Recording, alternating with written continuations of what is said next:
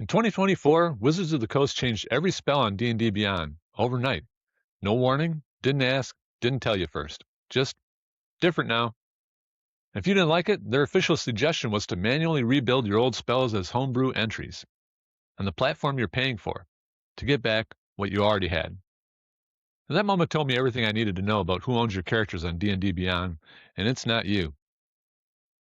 And look, I'm not here to trash D&D Beyond. It's a polished tool. Millions of people use it. But there's something underneath it that we don't talk about enough.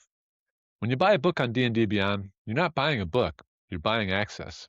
Access that lives on their servers, plays by their rules, and can change whenever they decide it should. They proved that in August 2024. Every character sheet on the platform had its spells overwritten with the 2024 versions, whether you bought the new books or not. Players mid-campaign suddenly had different spell descriptions than the ones they've been using for years. The community erupted.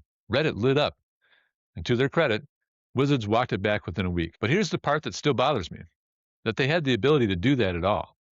Your character, your campaign, your spells, changed remotely by someone else's update schedule. That's not ownership. That's a lease with terms you didn't negotiate. And in some ways, it's getting worse, not better. D&D Beyond just launched Drops, new content that shows up in your subscription feed. Sounds great, right? Except Drops can't be shared. Even if you're paying for the master tier, the one that lets you share your purchased books with your group, Drops don't count. Different content, different rules.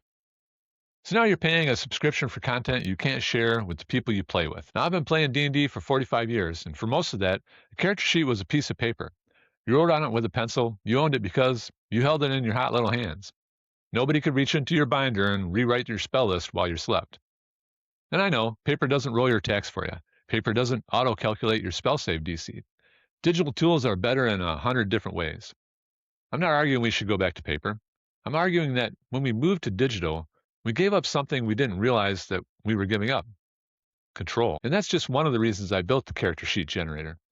Not because D&D Beyond is bad, because I wanted a tool where the player owns the character, period. The CSG is free, no subscription, no paywall. You build a character, it's yours. You can export it to PDF, an actual file on your actual device that no one can change remotely. You want to add homebrew? Add it. Doesn't need anyone's permission. Your subclass, your spells, your feats, they go in the community library and they stay the way you wrote them. And if my server exploded tomorrow, your PDF still works. Your paper still exists. The tool serves you. You don't serve the tool. And I'm not saying this to sell you something. The CSG is free. I'm saying because after 45 years of playing this game, I think the relationship between a player and their character sheet should be simple. You made it, you own it. Nobody else gets a vote. And maybe you're fine with how D&D Beyond works. Maybe the convenience is worth the trade-off. That's a legitimate call, and I respect that. But if you ever open your character sheet and something was different than how you left it, you know the feeling I'm talking about, and you know it's not a good one.